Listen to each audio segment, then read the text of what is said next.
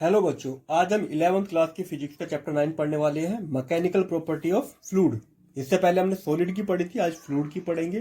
पर फ्लूइड होता क्या है, पहले तो इसको जानना है, फिर उसकी प्रॉपर्टी क्या होती है उसको जानना है। हमने पिछली बार पढ़ा था, अगर एक सॉलिड बॉडी पे अगर हम शियर फोर्स लगाए, मतलब इस टाइप का फोर्स, नॉर्मल फोर्स होता है जो ऊपर की तरफ जाता है, ये बिल्कुल इसके शियर में है, मतलब इसी प्लेन के अंदर, तो ये बॉडी डिफॉर्म हो जाती है आगे की तरफ, पर ये फ्लो नहीं होगी। कितना भी इस पे फोर्स लगा दो ये फ्लो नहीं होगी, क्योंकि इसके जो पार्टिकल्स हैं उनका जो फोर्स है वो बहुत ज्यादा है। अगर यहाँ पे लिक्विड को हम थोड़ा सा एक ढलान से, एक स्लोप से यहाँ पे बना दे तो वाटर फ्लो होना शुरू हो जाएगा। यहाँ पे हाई पोटेंशियल एनर्जी है, लो पोटेंशियल एनर्जी है। और ये हाई और लो क्यों होती है? क्योंकि यहाँ पे ग्रेविटेशनल फोर्स का हल्का सा डिसबैलेंस हो गया है, उसी वजह से ये फ्लो होना शुरू हो जाती है ऊपर से नीचे की तरफ। सारी नदियां, जितने भी सब रिवर वगैरह, वो ऐसे ही फ्लो होती है। ऊपर से देखो गैस है, गैस कब फ्लो होती है? जब यहाँ पे हाई प्रेशर है, यहाँ पे लो प्रेशर है। गैस हमेशा, या एयर, हाई प्रेशर से लो प्रेशर की तरफ फ्लो होती है। ठीक है। अब क्योंकि इन दोनों की एक ही खास बात है कि ये फ्लो हो सकते हैं, तो इनको हमने फ्लूइड की कैटेगरी में रखा है। ऐसे सब्सटेंस जो फ्लो हो सकते हैं उसको हम फ्लूइड कहते हैं। ठीक है। अब क्या होता है कि इन दोनों की पार्टिकल में हाई एनर्जी होती है, हाई काइनेटिक एनर्जी होती है सॉलिड के कंपैरेटिवली। हमको इस चैप्टर में सिर्फ लिक्विड के बारे में पढ़ना है, अगले चैप्टर में हम फ्लूइड के बारे में पढ़ेंगे, इसके बारे में, गैस के बारे में। तो लिक्विड के जो पार्टिकल होते हैं हमेशा अपने सराउंडिंग से हीट को एब्जॉर्व करते हैं और लगातार काइनेटिक एनर्जी ये वाइब्रेशन करते रहती है। और वाइब्रेशन करते रहते हैं तो जिस बर्तन में हम इनको रखेंगे, जिस कंटेनर में हम इसको रखेंगे, उसकी दीवारों पे जाके बार बार ये टकराते रहेंगे। और ये प्रोसेस हमेशा चलती रहती है जब तक ये इसके अंदर रखे हुए हैं।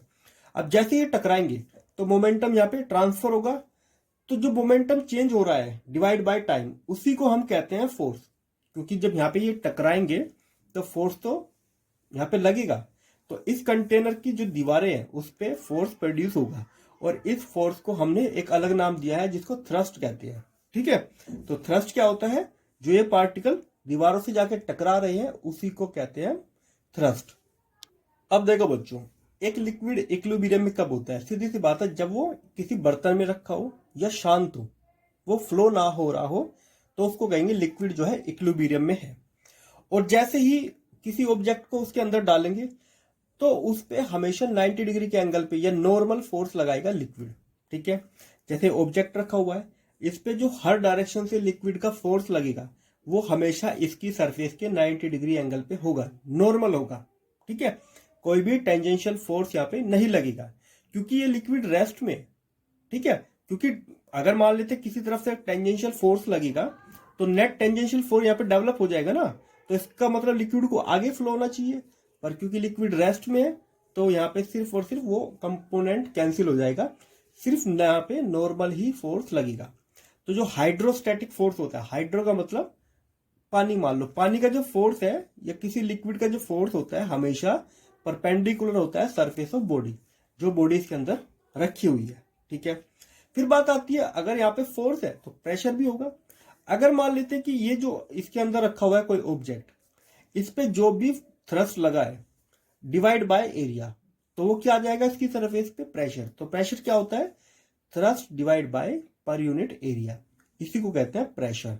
तो P equal to F divide by A. ठीक है। तो प्रेशर होता है फोर्स डिवाइड बाय एरिया, कितने एरिया पे कितना फोर्स लगा हुआ है। ठीक है। इसकी ऐसा यूनिट होगी न्यूटन पर मीटर स्क्वायर, क्योंकि फोर्स की न्यूटन होती है, एरिया की मीटर स्क्वायर। और इसी का नाम पास्कल होता है, शॉर्ट में PA, कैपिटल P और A लिख देते हैं। ठीक है। डायमेंशन होती है M L T minus one T, M L minus one T minus two. Scalar quantity होती है। और अगर इसको सीजीएस यूनिट में लिखो तो डाइन, क्योंकि जो न्यूटन होता है वो SI, डाइन होता है यहाँ पे सीजीएस में, पर सेंटीमीटर स्क्वायर। ठीक है। अच्छा, प्रेशर के कुछ एग्जांपल देखते हैं। जो बच्चे बैग लेके जाते हैं, बैग या सूटकेस की जो स्ट्रिप होती है, ठीक है, जिसको तनी कहते हैं, वो थोड़ी चौड़ी या ब्रॉड बनाई जाती है ताकि जो बैग का वेट है वो ज्यादा एरिया में डिस्ट्रीब्यूट हो जाए और हमको फोर्स का जो इम्पैक्ट है वो कम महसूस हो, हमारे कंधों में या हाथ में दर्द कम हो। ठीक है। रेलवे के जो ट्रैक बनाए जाते हैं उसके नीचे क्या रखा जाता है? लकड़ी के या तो आयरन के या सीमेंट के बड़े बड़े स्लीपर होते हैं। वो क्या करते हैं? वो ट्रेन का जो लोड है वो ज्यादा एरिया में डिस्ट्रीब्यूट कर देते हैं, ताकि जो ट्रेन के नीचे की मिट्टी है वो वहां पे डिकम्पोज ना हो जाए, ठीक है, सेटल ना हो जाए, धस ना जाए। इसीलिए वहां पे उनके नीचे एक एरिया बनाया जाता है, वुडन के जो बड़े बड़े वो होते हैं प्लैंक, वो रखे जाते हैं, या आयरन या सीमेंट के, ठीक है, ताकि लोड ज्यादा एरिया में डिस्ट्रीब्यूट हो जाए, प्रेशर वहां पे जो सोइल है कम लगे, ठीक है। अब देखो, अगर कोई आदमी, ये पेनफुल होगा अगर एक रोड पे चले जहां पे पत्थर पड़े हैं, नुकीले पत्थर पड़े हैं, ठीक है, एजिस पेबल उनको पत्थर कहते हैं। होगा क्या, अगर हमारा पैर पत्थर के ऊपर पड़ेगा तो कुछ ही पॉइंट, क्योंकि नुकीले पत्थर है तो हमारा पूरा वेट कुछ ही पॉइंट पे, हमारे पैरों के कुछ ही पॉइंट पे आ जाएगा, तो हमें हाई प्रेशर महसूस होगा और हमको दर्द भी होगा। उसी तरह देखा होगा पिन या नेल्स होते हैं, जो कीले जो होती है वो आगे से नुकीली होती है, ताकि हम जब उनके ऊपर फोर्स लगाए हथौड़े से तो हमारा ज्यादा से ज्यादा जो फोर्स है वो कम एरिया में लगे, ताकि उसका इम्पैक्ट बढ़े और वो आराम से दीवार के अंदर चली जाए, ठीक है। तो ये कुछ प्रेशर के एग्जाम्पल है,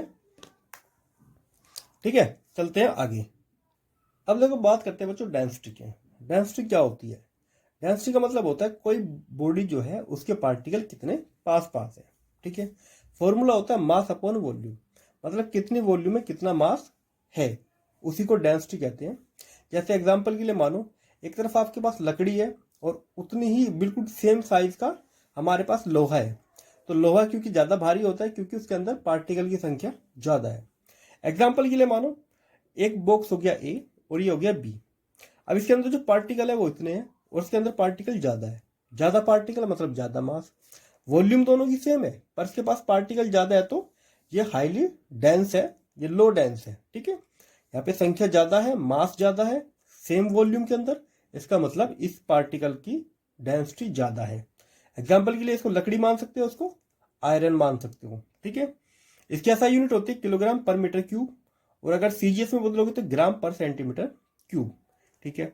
बात आती है रिलेटिव डेंसिटी।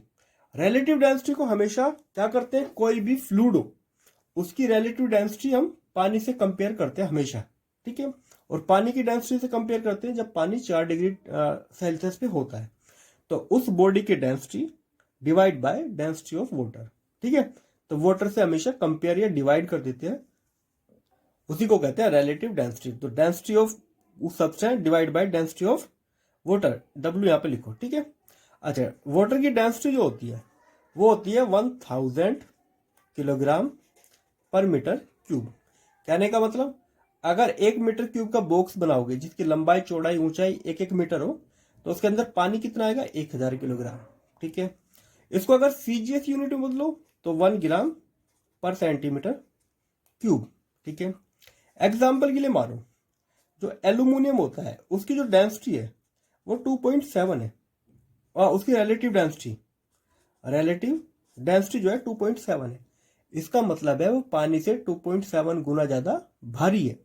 तो उसकी डेंसिटी कैसे निकालेंगे, ये वाला फॉर्मूला लगाएंगे, 2.7 ये हो गया एल्यूमिनियम की डेंसिटी, और ये हो गई वाटर की डेंसिटी जिसको हम पढ़ते हैं 1000। तो एल्यूमिनियम की जो डेंसिटी है वो 2700 किलोग्राम पर मीटर क्यूब। तो अगर हम 1 मीटर क्यूब का एल्यूमिनियम का कोई एक बॉक्स ले जिसकी लंबाई चौड़ाई ऊंचाई तीनों 1-1 मीटर हो, तो कितना वजन आएगा एल्यूमिनियम का, 2700 किलोग्राम, ठीक है। तो ऐसे ही रिलेटिव डेंसिटी हम कैलकुलेट करते हैं किसी भी सब्सटेंस की। अब देखो बच्चों, जो यहाँ पे वाटर है, जैसे हम पानी या किसी दूसरे लिक्विड में नीचे डेप्थ तक जाते हैं तो हमको हाई प्रेशर महसूस होना शुरू हो जाता है। लिक्विड की खास बात होती है कि हर डायरेक्शन में वो सेम प्रेशर लगाता है। जैसे हम नीचे की तरफ आते रहेंगे तो हमको प्रेशर महसूस होना शुरू हो जाएगा, ठीक है। उसकी वैल्यू कैसे कैलकुलेट करते हैं वो हम यहाँ पे देखते हैं। हमने लिक्विड के अंदर, ये भी एक लिक्विड का ही सिलेंडर है, ठीक है, ये लिक्विड ही है, बस हमने इसकी एक शेप मान ली है। अब इसके इस एरिया पे लग रहा है F2 फोर्स और इस पे लगेगा F1। अच्छा, ये तो समझ में आता है कि इससे ऊपर इतना सारा लिक्विड है तो वो फोर्स लगाएगा। ये काफी बार कंफ्यूजिंग हो जाती है कि ऊपर की तरफ फोर्स कैसा लगाएगा। देखो भाई, साइड में भी लिक्विड भरा है, लिक्विड हर डायरेक्शन में फोर्स लगाता है, लिक्विड एक फ्लेक्सिबल है, जैसे ही ये वहां पे वेट है उधर की तरफ लगेगा और ऊपर की तरफ भी लगेगा, तो फोर्स F2 यहाँ पे लगेगा। ऊपर से जो इसके अंदर यहाँ पे लिक्विड है उसका मास उसका वेट कितना हो जाएगा, मास इंटू जी। अब यहाँ पे हम इसको पहले बैलेंस कर लेते हैं। जो F2 है वो इक्वल टू हो जाएगा F1 plus mass of liquid g. ठीक है। अच्छा, दूसरी बात, मास कैसे निकालते हैं किसी लिक्विड का, उसकी डेंसिटी और वॉल्यूम। वॉल्यूम क्या होती है, एरिया इंटू हाइट। मतलब ये जो सिलेंडर बनाया है इसका एरिया और इसकी हाइट। ठीक है। और mg कैसे लिखेंगे, मतलब इसमें g की मल्टीप्लाई करके। ठीक है। F1 को इधर ले आते हैं, F2 माइनस F1, इसकी वैल्यू क्या रखेंगे, ये AHG। ठीक है। अच्छा, F2, अभी हमने प्रेशर और फोर्स का कंसेप्ट देखा था। इस पॉइंट पे कितना प्रेशर होगा, P2A। इस पॉइंट पे कितना प्रेशर होगा, P1A, क्योंकि दोनों का एरिया सेम ही होगा, equal to density, area, height और जी। इधर भी एरिया है, इधर भी, तो इधर से एरिया कॉमन ले लेंगे, तो P2 minus P1 equal to rho AHG। Area दोनों तरफ से हट जाएगा, तो P2 माइनस P1 आ गया रो GH। ठीक है। तो दो पॉइंट के बीच में डिफरेंस अगर प्रेशर का निकालना है तो वो जो लिक्विड है वहां पे उसकी वैल्यू, ग्रेविटी और उन दोनों पॉइंट के बीच की हाइट। अगर मान लेते हैं कि P1 जो है वो सरफेस पे है, ठीक है, तो सरफेस पे जो प्रेशर होता है P1 हो जाएगा एटमॉस्फेरिक प्रेशर। ये क्या होता है हम अभी पढ़ेंगे, पर क्योंकि इसके ऊपर तो एटमॉस है तो एटमॉस्फेरिक प्रेशर होता है, तो यहां पे रखेंगे तो P2 इक्वल टू हो जाएगा PA प्लस। ठीक है। कहने का मतलब होता है इस पॉइंट पे जो प्रेशर होगा, एक तो जो इसके ऊपर जो एयर है, एटमॉस्फेयर है, उसका प्रेशर, सामने इस पॉइंट के ऊपर जितना भी लिक्विड भरा हुआ है उसका प्रेशर, वो होता है रो GH।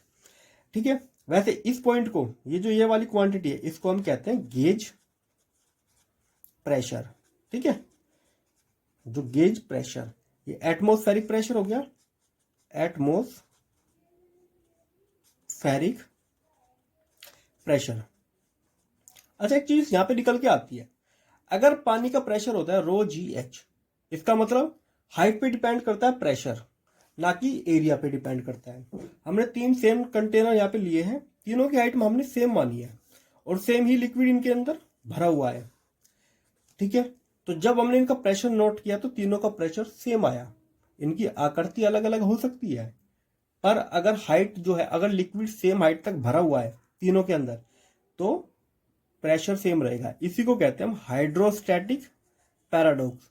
देखने में थोड़ा अजीब लगेगा कि भाई इसमें पानी ज्यादा हो सकता है, इसमें कम हो सकता है, इसमें सबसे कम, तो प्रेशर सेम क्यों है, पर यहाँ पे प्रेशर जो है वो हाइट पे डिपेंड करता है बस, क्योंकि तीनों के अंदर सेम लिक्विड है, लिक्विड सेम है, ग्रेविटी तो सेम है ही सबके लिए, और हाइट भी सेम है, तो इसका मतलब तीनों रीडिंग सेम आएंगी। ठीक है। अब जो बात आते हैं पास्कल फ्लो पे। पास्कल ने क्या कहा, देखो ये जो लिक्विड है ये रेस्ट में है। ठीक है। अगर मैं इसके अंदर एक सिलेंडर बना दूं तो जितना फोर्स इधर लग रहा है उतना इधर लगना चाहिए, क्योंकि ये लिक्विड मूव नहीं कर रहा है ना, ये इक्विलिब्रियम में है, तो रेस्ट में। हम यहाँ पे हमको क्या करना है, ग्रेविटी को, जो ग्रेविटी का इफेक्ट है उसको नेग्लेक्ट करना है, पहली चीज। ठीक है। अगर अभी हम ग्रेविटी को साइड में रखें तो जो हमको लिक्विड का प्रेशर है वो हर पॉइंट पे सेम होगा, ये पास्कल ने कहा था। कैसे, F1 क्या हो जाएगा, P1A, F2 कितना हो जाएगा, P2A। अब क्योंकि ये जो लिक्विड है, अगर मान लेते एक फोर्स ज्यादा हो एक कम हो, तो ये लिक्विड फिर इक्विलिब्रियम में नहीं रहेगा ना, तो अगर इसको इक्विलिब्रियम में रहना है तो दोनों फोर्स को सेम होना पड़ेगा, मतलब F1 इक्वल टू होना पड़ेगा F2। तो इन दोनों को रखेंगे तो P1A इक्वल टू P2A, मतलब P1 है इक्वल टू P2, मतलब इस लिक्विड के अंदर प्रेशर जो है सेम रहेगा दोनों ही पॉइंट पे, ग्रेविटी को भी नहीं लेना यहाँ पे। ठीक है। अब इसी एग्जांपल को देखते हुए हमने एक ये इस तरह का करेक्शन डिवाइस है, मान लेते हैं कि ये जो एरिया है ये, हाँ, यहाँ पे एक फोर्स लगाते हैं हम। ठीक है। हमने लगाया फोर्स यहाँ पे F, और इसका जो एरिया है वो A है। ठीक है। ये जो वॉल है इसका एरिया है A/2, इसका वो एरिया है 2A, और इसका एरिया है 3A। ठीक है। अब क्या होगा, जैसे हम यहाँ पे फोर्स लगाएंगे तो यहाँ पे कितना प्रेशर डेवलप हुआ अंदर की तरफ, P equal to force upon area. ठीक है, अब क्योंकि ये वॉल पीछे की तरफ जाएगी, अगर इसको यहाँ पे बनाए रखना है तो कितना फोर्स लगाना पड़ेगा, कितना प्रेशर यहाँ पे आ रहा है, सेम प्रेशर आएगा, पास्कल ने ये कहा था। अब हमें बताना है कि यहाँ पे कितना फोर्स लगेगा। तो फोर्स कैसे कैलकुलेट करेंगे, यहाँ पे जो हम मान लेते हैं कि यहाँ पे जो प्रेशर तो सेम रहेगा जो ये है, तो F upon A equal to, यहाँ पे मान लेते हैं फोर्स लगा हमारा F2। ठीक है, तो यहाँ पे प्रेशर इससे कैलकुलेट करेंगे तो F2 divide by A bye 2। तो A से तो A कैंसिल, ये 2 चला जाएगा, देखो 2 जाएगा ऊपर, तो F इक्वल टू 2F2, तो ये इधर आ जाएगा, तो F2 कितना आ गया हमारा, F डिवाइड बाय 2। कहने का मतलब समझो, अगर एरिया आधा है तो इस पे फोर्स भी आधा ही लगेगा, ताकि प्रेशर सेम बना रहे। इस पॉइंट को देखो, यहाँ पे कितना फोर्स लगाना पड़ेगा इसको हमको रोकने के लिए। प्रेशर कितना है इस पॉइंट पे, यहाँ पे मान लेते हैं F3 है, तो इससे कैलकुलेट करेंगे प्रेशर, तो F3 डिवाइड बाय 2A, और ये जो प्रेशर है ये इक्वल होना चाहिए किसके, F अपॉन A के, कट, तो F3 आएगा हमारा 2F। ठीक है, तो इस पॉइंट पे हमको 2F प्रेशर लगाना पड़ेगा और 2F फोर्स लगाना पड़ेगा। ठीक है, एरिया डबल तो लगने वाला फोर्स भी डबल। उसी तरह यहाँ पे देखेंगे तो यहाँ पे भी हमको कितना लगाना पड़ेगा, जो F3 हमारा है, एक सेकंड को 2 3 4 मान लेते हैं, F4 हो जाएगा हमारा 3F जो शुरू में लगा था। ठीक है, इस पूरे लिक्विड के अंदर एक ही प्रेशर रहेगा, और ये जो अलग अलग पिस्टन है ये अपने एरिया के अकॉर्डिंग फोर्स लगाएंगे, जितना एरिया होगा उसी प्रपोर्शन में फोर्स भी लगाना पड़ेगा हमको। अब देखो बच्चे, ये एप्लीकेशन किसकी है, पास्कल लॉ की है। ये एक हाइड्रोलिक लिफ्ट है, इसकी एक जो ये है साइड ये काफी पतली है और एक थोड़ी सी बड़ी हमने बनाई, तो इसका एरिया मान लेते हैं हम स्मॉल ए, इसका एरिया हो गया कैपिटल ए, और यहाँ पे एक लोड लगा हुआ है। ठीक है, तो मान लेते हैं कि इसका वेट कितना, इसको उठाना है हमको। ठीक है, तो जितना इसका वेट है ऊपर की तरफ फोर्स लगाना पड़ेगा, तो मैं यहाँ पे मान लेता हूं ऊपर की तरफ जो हमको फोर्स मिलता है वो कैपिटल F मिलेगा, जो हम यहाँ पे लगाएंगे। ठीक है, समझो प्रेशर यहाँ पे कितना होगा इस पॉइंट पे, यहाँ पे जो प्रेशर होगा जो हम इसको पुश करेंगे, क्योंकि इसके अंदर जो लिक्विड भरा हुआ है वो इनकम्प्रेसिबल लिक्विड है, वो कंप्रेस नहीं होता, तो यहाँ पे प्रेशर कितना होगा, P इक्वल टू P1 मान लेते हैं। यहाँ पे प्रेशर हो जाएगा P2 और यहाँ पे P1, तो P1 हो गया F अपॉन ए, P2 हो जाएगा कितना, कैपिटल F अपॉन ए। और अभी पास्कल लॉ ने क्या बताया, लिक्विड के अंदर प्रेशर सेम होता है हमेशा, तो P1 इक्वल टू P2। अच्छा, तो यहाँ पे वैल्यू रखेंगे तो F upon A equal to F upon A. ठीक है, तो F की वैल्यू जो आ जाएगी A divide by A F। ठीक है, इतना फोर्स इस सेकंड वाले पे जनरेट होगा। अच्छा, दूसरी बात, ये जो वैल्यू है कैपिटल A काफी बड़ा है A से, इसका मतलब ये जो फोर्स है ये भी काफी ग्रेटर देन होगा F से। ठीक है, एग्जाम्पल के समझो, ये जो स्मॉल F है, या समझो कैपिटल F ले लेते हैं, 1000 किलोग्राम। ठीक है, 1000 किलोग्राम का कोई ऑब्जेक्ट यहाँ पे रखा हुआ है।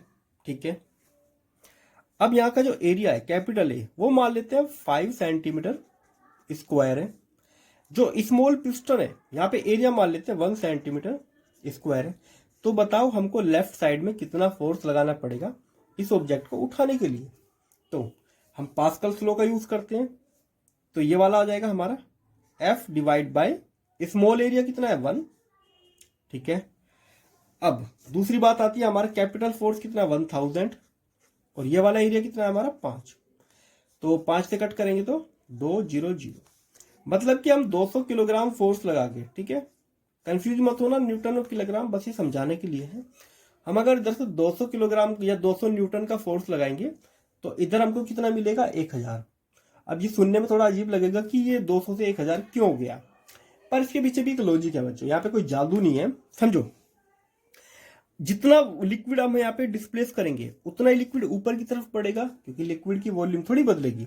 अब समझो, जितनी वॉल्यूम यहां से डिस्प्लेस होगी, मान लेते हैं यहाँ पे जो हमने हाइट डिस्प्लेस की है वो, इनका एरिया हो गया 5 और 1।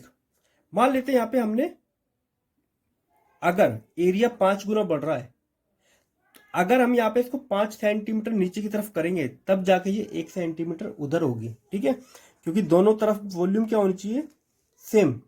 तो मान लेते हैं अगर यहाँ का area A H1 capital A H2, अगर इसका एरिया 1 है H1 और इसका एरिया कितना है 5 H2, तो H1 डिवाइड बाय H2 का रेशियो कितना होना चाहिए 5। कहने का मतलब है अगर आपको इसको 1 सेंटीमीटर ऊपर की तरफ लेके जाना है तो इसको 5 सेंटीमीटर नीचे की तरफ पुश करना पड़ेगा, समझे। तो जितनी वॉल्यूम यहां से डिस्प्लेस करोगे उसके एरिया के प्रपोर्शन में ही यहाँ पे हाइट यहाँ पे चेंज होगी, ठीक है। तो हाँ, तो इसलिए जो जैक वगैरह होते हैं वो इसलिए बनाए जाते हैं, उनको आराम आराम से नीचे की तरफ लेके जाते हैं, तब वो यहाँ से हल्का सा उठ जाते हैं। क्योंकि हमको गाड़ी अगर उठानी है तो कोई इतना ऊपर नहीं उठानी कि 10 फीट ऊपर तक उठानी है, थोड़ी बहुत गाड़ी को उठानी होती है तो हमारा काम बन जाता है, बस उसको हमको अर्थ से थोड़ा सा ऊपर उठाना है, ठीक है। तो ऐसी जगह हमारे जैक वगैरह काम आते हैं, ठीक है। तो जितनी वॉल्यूम यहां से डिस्प्लेस करोगे उतनी ही वॉल्यूम यहाँ पे आ जाएगी। इसका एरिया कम है तो इसको ज्यादा नीचे तक लेके जाना पड़ेगा, इसका एरिया ज्यादा है तो इसको कम हाइट ही अचीव कर पाएगी, ठीक है। बच्चों अब हम पढ़ते हैं पास्कल्स लॉ की एक और एप्लीकेशन है जो है हमारी हाइड्रोलिक ब्रेक, जो हर एक व्हीकल में होते हैं, ठीक है। ये भी किस प्रिंसिपल पे काम करता है, ये भी पास्कल्स लॉ के प्रिंसिपल पे काम करता है। पहले इसकी कंस्ट्रक्शन देख लेते हैं, फिर ये कैसे काम करता है वो देखेंगे। सबसे पहले तो यहाँ पे एक ब्रेक का पैडल होता है जो हर एक व्हीकल में होता है, यहाँ पे एक लीवर होता है, ठीक। उसके बाद ये होता है एक मास्टर सिलेंडर, मतलब बड़ा एक सिलेंडर होता है, इसके अंदर एक ऑयल भरा होता है जो काम करता है, ठीक है। और ये एयर टाइट होता है, इसके अंदर कोई भी एयर नहीं जा सकती है। फिर जाके ये कनेक्ट होता है दो एक स्मॉलर सिलेंडर से, इसको कहते हैं P1 P2, यहाँ पे 2 पिस्टन लगी है। वैसे ये आगे जाके दूसरे टायर के साथ भी सेम रहेगा, ठीक है, दूसरे व्हील के साथ सेम रहेगा। इसके अंदर यहाँ पे एक शू लगे होते हैं S1 और S2 और बीच में एक स्प्रिंग लगा हुआ है, ठीक। अब काम कैसे करते हैं, जैसे ही हम ब्रेक लगाएंगे, यहां से हमने एक ब्रेक लगाया तो जो लीवर हमारा है वो एक्टिवेट हो जाता है, वो इसको पुश करेगा आगे की तरफ। तो इसके अंदर जो ऑयल होगा उसके अंदर प्रेशर बढ़ जाएगा, प्रेशर बढ़ेगा तो वो इक्वली डिस्ट्रीब्यूट होगा हर एक पिस्टन में, जैसे कि पास्कल ने कहा था। तो जो प्रेशर यहाँ पे आएगा वो इक्वल ट्रांसफर हो जाएगा आगे भी और इसके अंदर भी। जैसे ही प्रेशर यहाँ पे आएगा तो ये बाहर की तरफ पुश होंगे, ठीक है। तो ये जो हमारा पिस्टन P1 और P2 है बाहर की तरफ पुश हो जाएंगे। ऐसा करने से जो ये शू है ये भी बाहर की तरफ खुल जाएंगे, और बाहर की तरफ खुलने की वजह से जो हमारा व्हील है उसका जो रिम है ये उससे जाके लग जाएंगे, और ऐसा करने से वहां पे फ्रिक्शन पैदा होगा, और फ्रिक्शन की वजह से हमारा टायर या व्हील जो है वो रुक जाएगा, हमारी गाड़ी रुक जाएगी, ठीक है। तो गाड़ी हमारी रुकती है फ्रिक्शन की वजह से, क्योंकि ये जो शू है इनर रिम के साथ जाके चिपक जाते हैं एक तरह से, ठीक है। वहां पे बहुत ज्यादा फ्रिक्शन पैदा होता है तो टायर रुक जाते हैं। उसके बाद जैसे हम पैडल से पैर हटाएंगे तो ये जो स्प्रिंग है फिर ये काम करता है, ये स्प्रिंग काम करेगा, वापस से इसको अपनी पुरानी पोजीशन नॉर्मल पोजीशन में लेके आएगा, और जो फ्लूइड इसके अंदर भरा है वो वापस से इन पिस्टन को पीछे करेगा और वापस से अपनी नॉर्मल पोजीशन में आ जाएगा, ठीक है। तो ऐसे हमारा हाइड्रोलिक ब्रेक काम करता है। देखो बच्चों अब पढ़ते हैं एटमॉस्फेरिक प्रेशर के बारे में। एटमॉस्फेयर क्या होता है, हमारी अर्थ के चारों तरफ गैसों का भंडार है, और उसी को ही हम कहते हैं हमारा एटमॉस्फेयर, जिसके अंदर हमारी काफी सारी गैसेस होती है, जैसे नाइट्रोजन, ऑक्सीजन, कार्बन डाइऑक्साइड और बाकी और भी गैसेस। तो उसी को कहते हैं हम एटमॉस्फेयर। अब क्योंकि गैसेस है वो भी पार्टिकल से मिलकर बनी होती है, उनका भी वेट होता है, ठीक है, काफी कम होता है पर होता है। अब हम क्या करेंगे, एटमॉस्फेरिक प्रेशर क्या होता है, एक यूनिट एरिया मानेंगे, 1 सेंटीमीटर स्क्वायर मान सकते हैं या 1 मीटर स्क्वायर मान सकते हैं, वो कैलकुलेट करने का तरीका। एक कॉलम बनाएंगे बिल्कुल ऊपर तक जहां तक हमारी गैसेस होती है, तो इस कॉलम के अंदर जितनी भी गैसेस आ रही है उनका जो वेट इस पॉइंट पे लगेगा या इस एरिया पे लगेगा वो ही हमारा एटमॉस्फेरिक प्रेशर होता है। कि यहाँ पे जितनी भी गैसेस हैं वो जो प्रेशर इस पॉइंट पे लगा रही है इस एरिया पे, वो ही एटमॉस्फेरिक प्रेशर होता है। जैसे जैसे हम ऊपर जाएंगे तो एटमॉस्फेरिक कम होना शुरू हो जाएगा। सबसे ज्यादा जो एटमॉस्फेरिक प्रेशर होता है वो अर्थ की सरफेस पे ही होता है, ठीक है। जैसे जैसे हम सरफेस में ऊपर की तरफ जाएंगे, क्योंकि गैसों की जो क्वांटिटी है वो भी कम हो गई, तो उनका प्रेशर भी कम हो जाता है। तो सी लेवल पे अगर प्रेशर देखो तो वो आता है 1 एटमोस्फेयर, इसको कैलकुलेट करते हैं 1.013 मल्टीप्लाई 10⁵ न्यूटन मीटर स्क्वायर। ठीक है, न्यूटन मीटर स्क्वायर को ही पास्कल कहते हैं, तो पास्कल भी लिख सकते हैं। अगर सीजीएस में कन्वर्ट करेंगे तो न्यूटन की जगह डाइन हो जाएगा, और यहाँ पे पावर बस एक इंक्रीज हो जाएगी पर सेंटीमीटर स्क्वायर। और ये प्रेशर सी लेवल पे है। अगर हम मान लेते हैं किसी पहाड़ी पे जाते हैं ऊपर, तो एटमोस्फेरिक प्रेशर जो है वो कम होना शुरू हो जाता है, क्योंकि अर्थ के सरफेस के ऊपर ही एक तो गैस ज्यादा होती है। ठीक है, जैसे जैसे हम ऊपर जाते हैं तो गैस की क्वांटिटी भी कम होना शुरू हो जाती है, और प्रेशर भी उसी मात्रा में कम होना शुरू हो जाता है। अच्छा, ये वाली वैल्यू जो कैलकुलेट की गई है, ये एक एक्सपेरिमेंट से की गई है, वो हम करते हैं आगे। देखो बच्चों, एक एक्सपेरिमेंट परफॉर्म किया गया था जिसको टोरिसेली एक्सपेरिमेंट हम कहते हैं। अच्छा, एक ट्यूब है पानी के अंदर रखी हुई है, और इसके अंदर मरकरी भरी हुई है। ठीक है, इसके अंदर क्या है, मरकरी। अब क्या होता है कि हमने इसको रखा हुआ है, आपने नॉर्मल ओपन रखा हुआ है, तो क्या होगा कि यहां से जो एयर हमारी है वो प्रेशर लगाएगी। ठीक है, अब क्या होता है, वाटर फ्लेक्सिबल होता है, तो यही प्रेशर घूम के फिर ऊपर की तरफ लगेगा। तो ये एटमॉस्फेरिक प्रेशर है, तो नीचे से भी एटमॉस्फेरिक प्रेशर लगेगा। अब ये जो एटमॉस्फेरिक प्रेशर है, ये मरकरी को 76 सेंटीमीटर तक बैलेंस कर लेता है। मतलब इस कॉलम के अंदर जो हाइट पे मरकरी भरी हुई है, इसका जो वेट है, उस वेट की वजह से जो प्रेशर है वो एटमॉस्फेरिक प्रेशर बैलेंस कर रहा है। ठीक है, अब तो कैसे कैलकुलेट करेंगे, जो एटमॉस्फेरिक प्रेशर है वो बैलेंस कर रहा है मरकरी के प्रेशर को, जो उसके वेट की वजह से लग रहा है। तो हम लिख सकते हैं मरकरी की डेंसिटी, ग्रेविटी, और किस हाइट तक वो गई है। मरकरी की जो होती है 13.6 मल्टीप्लाई 10⁻³ इसकी डेंसिटी होती है, मतलब पानी से 13.6 इतने गुना भारी होती है मरकरी।